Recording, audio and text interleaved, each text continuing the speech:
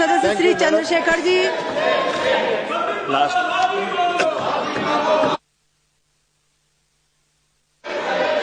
धन्यवाद सभापति जी।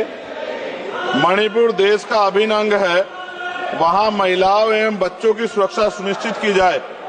यह केवल एक राज्य का नहीं बल्कि यह मुद्दा देश की अस्मिता और गरिमा से जुड़ा हुआ है। अतः वहां शांति व्यवस्था बहाल कर महिलाओं एवं बच्चों को सुरक्षित माहौल प्रदान किया जाए। मणिपुर की घटना की वजह से अंतर्राष्ट्रीय स्तर पर देश की छवि खराब हुई है। मुझे ऐसा लगता है ये तभी होता है जब सरकार को कुर्सी से ज्यादा प्यार होता है और जनता के हित से कम प्यार होता है। न्यूनतम समर्थन मूल्य किसानों को मिले, बिजली के बिल माफ हो, किसानों का कर्ज माफ हो। सरकार को समझना होगा कि किसान मजबूत होगा तभी देश की अर्थव्यवस्था मजबूत होगी। खाद पर सब्सिडी बढ़ाई जाए, यूरिया नहीं मिल रहा है, खाद का वितरण पारदर्शिता लाई जाए। यदि समय रहते सरकार ने संज्ञान नहीं लिया तो वो दिन दूर नहीं कि देश में खाद्य संकट हो जाएगा। महोदया, गया में महाबोध विहार प्रकरण जो है, वहां से बुद्धि समाज में चिंता है और आक्रोश भी है। सरकार उसका हल करे, बौद्धिस्टों को उनका हक दे, जैन समाज की भावना का भी सम्मान रखे और ईसाइयों में भी हमले बंद हो और बहुजन महापुरुषों के विचारों को कार्य और पाठ्यक्रम में शामिल किया जाए।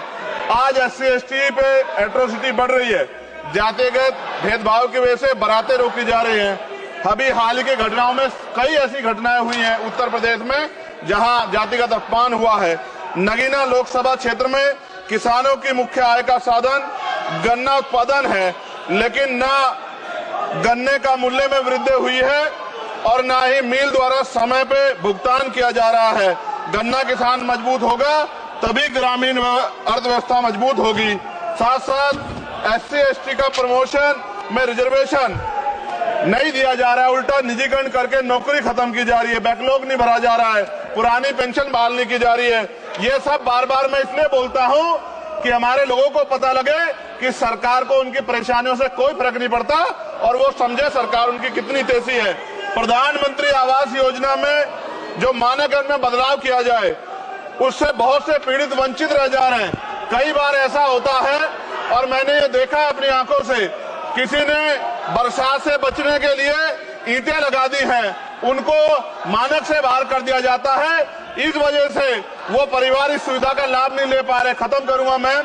इस वजह से उनके घर नहीं बन पा रहे और के 75 साल बाद भी लोगों पे घर नहीं है। शर्म की बात है।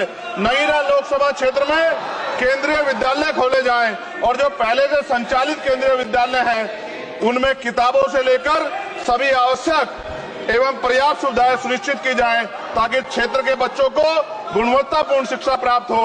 और अंत में मैं खत्म करते हुए कहना चाहता हूं, अभी ईद का त्योहार आ रहा है, हम भी ये देखेंगे और देश भी ये देखेगा कि सरकार उनको कितनी मदद करा के उस आयोजन को, उस त्योहार को मनवाने में मदद करेगी, जैसे अन्य धर्मों को लगातार मदद कर रही है, क्योंकि भारत एक धर्मनिरपेक्ष राष्ट्र है। मोदी जी, खत्म कर रहा हूँ, खत्म करिए तो आवाज का हाल देख लो आप क्या करिए, कंप्लीट करिए प्लीज। भारत एक धर्मनिरपेक्ष राष्ट्र है, लेकिन मैं ऐसा समझता हूँ जिनकी सरकार है उन्हीं की बात होगी। मुसलमानों की, जैनों की, सिखों की, रविदासियों की और बौद्धिस्टों की जो आंदोलन कर रहे हैं और पुलिस लाठी मार रही है, मैं समय रहते चेतित कर रहा हूँ। सरकार को चिंता करनी चाहिए कि बौद्धिस्टों का अपमान ज्यादा दिन बौद्धिस्ट बर्दाश्त नहीं करेंगे। महाबोध विहार हमारा हक है और वो देना पड़ेगा। आपका बहुत बहुत धन्यवाद। जय भीम, जय भारत। माननीय